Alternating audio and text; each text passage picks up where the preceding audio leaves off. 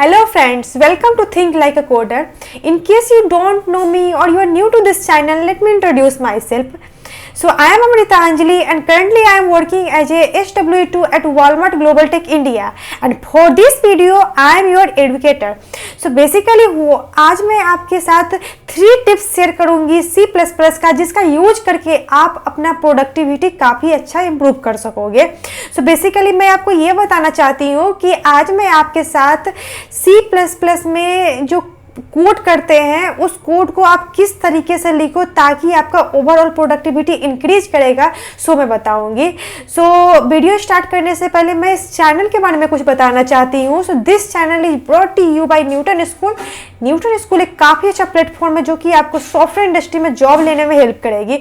आप इस वेबसाइट में जा करके इस प्लेटफॉर्म के बारे में काफ़ी कुछ जान सकते हो. सो आप जरूर एक बार इस वेबसाइट को विजिट करो एंड इस प्लेटफॉर्म के बारे में बहुत कुछ एक्सप्लोर करो. मैं अभी एक्सप्लेन करना स्टार्ट कर रही हूँ. मैं डायरेक्टली न्यूटन स्कूल के ऑनलाइन एडिटर पे जा रही हूँ और मैं आपको कुछ यहाँ पे बताना स्टार्ट करूँगी. एंड इससे पहले मैं आपको ये बताना चाहती हूँ कि वो 3 टिप्स क्या है. तो सबसे पहले एक टिप्स मैं बताऊंगी जिसमें कि अगर आप कुछ कोड लिख रहे हो एंड अगर आप उस मेन के अंदर में कुछ कोड लिखना चाह रहे हो जिसका इफेक्ट बाकी सब कोड पे ना पड़े, तो वो कैसे करेंगे. तो इसको ना मैं अभी एक एग्जाम्पल लेकर के समझाती हूँ. So let's say I am taking int x equal to 1 and अगर मैं यहाँ पे सी आउट करूँगी इंट x को सी आउट करती हूँ तो क्या आता है देखना. यहाँ पे ये क्या करेगा, x को प्रिंट कर देगा 1. एंड अब मैं क्या करती हूँ कि अब फिर से मैं कर देती हूँ int x equal to 5 and अब मैं फिर से सी आउट करती हूँ x को, तो क्या होगा सो बताओ. ये देगा एरर. अभी मैं रन करके दिखाती हूँ क्यों एरर देगा ये. सो बेसिकली ये एरर दे रहा है. बेसिकली आप एक वेरिएबल को 2 बार डिक्लेयर नहीं कर सकते हो इनसाइड द नेट.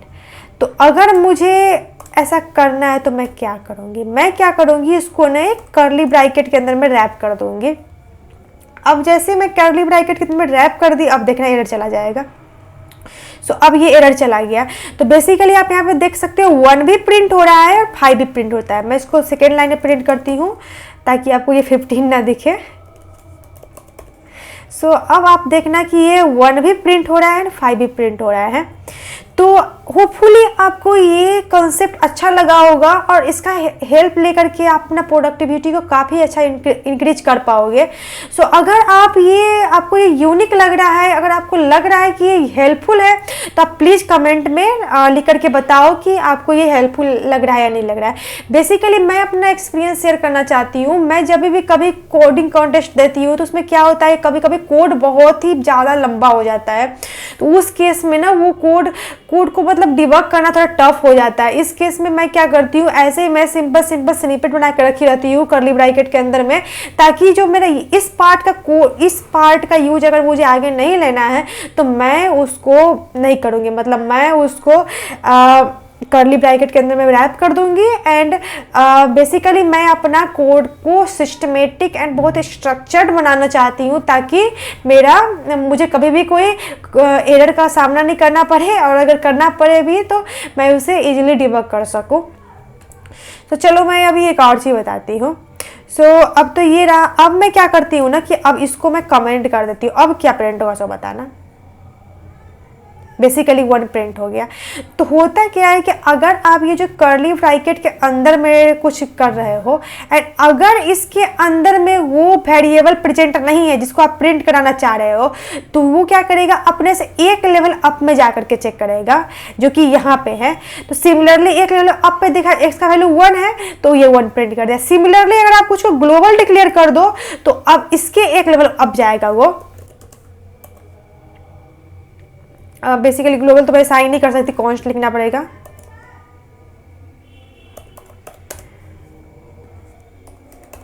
अब क्या होगा सब बताओ. देखो अब क्या हुआ कि इसके लिए भी ना ये x है, एक लेवल अप पे है, यहाँ पे है. एंड इसके लिए ये x ना 2 लेवल अप पे है, यहाँ पे है. तो अब ये क्या करेगा, अगर उसको यहाँ पे वो x नहीं मिला, मतलब मेन के अंदर में वो x नहीं मिला, तो अब वो ग्लोबली चेक करेगा.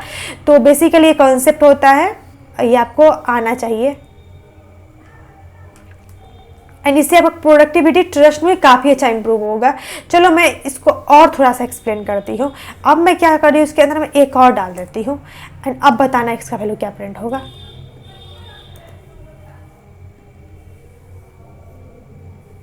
अभी तो 5 प्रिंट हुआ। अब क्या करती हूँ, यहाँ पे इंट x इक्वल टू 6 कर देती हूँ। अब देखना क्या प्रिंट हुआ। सो 6 प्रिंट हुआ। तो अगर उसको इस डोमेन में, मतलब इस क्या बोलते हैं इसको, इस लेवल में उसको अगर मिल गया तो वो x को इस लेवल में जो भी x का वैल्यू है वो प्रिंट कर देगा।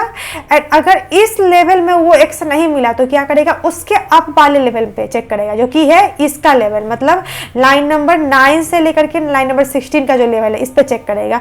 अगर इस पे भी नहीं मिला तो वो क्या करेगा, मेन में चेक करेगा। अगर मेन में भी नहीं मिला तो वो क्या करेगा, ग्लोबली चेक करेगा। तो इससे आप अपने कोड को बहुत ही अच्छे से सिस्टमेटिक वे से लिख सकते हो एंड इससे आपका ट्रस्ट में बहुत ज़्यादा प्रोडक्टिविटी बढ़ेगा। आप कभी यूज करके देखना कोड में इसको। अब मैं आपके साथ एक और टिप्स शेयर करने जा रही हूँ जो कि है फंक्शन कॉलिंग से रिलेटेड। बेसिकली हो क्या रहा है ना कि मैं एक फंक्शन कॉल कर रही हूँ यहाँ पे अभी। Int fun x equal to 1 डाल रही हूँ, यहाँ पे x का वैल्यू डाल रही हूँ अब मैं, और यहाँ पे प्रिंट कर रही हूँ सी आउट x।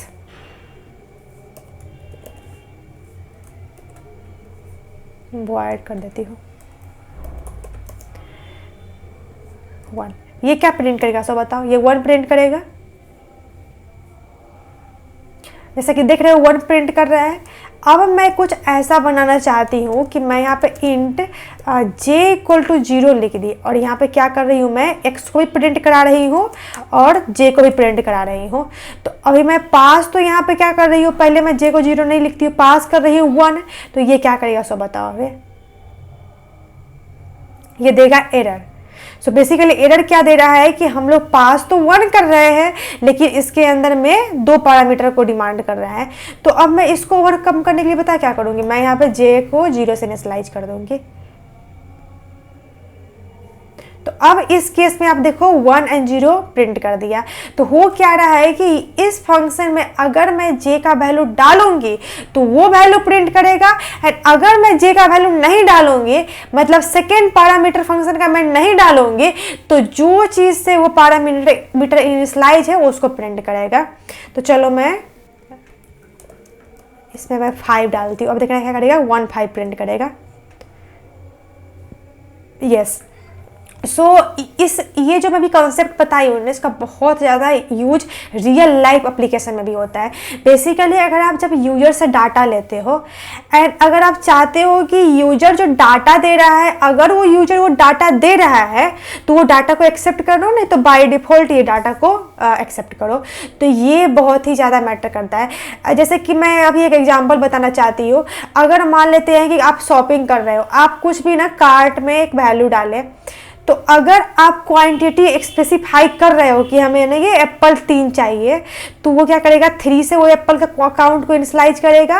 एंड अगर आप उसको क्वांटिटी से स्पेसिफाई नहीं कर रहे हो तो बाय डिफॉल्ट वो 1 को लेके चलेगा। मतलब आप 1 एप्पल तो लोगे ही ना, कुछ भी खरीदोगे तो 1 तो लोगे ही।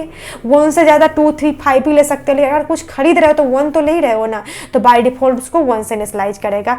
अगर आप क्वांटिटी डाल रहे हो तो उसको क्या करेगा, वो क्वांटिटी से इनिशियलाइज करेगा। जैसे कि यहाँ पे मैं 5 डाल रही हूँ तो ये क्या किया, 5 से इनिशियलाइज किया।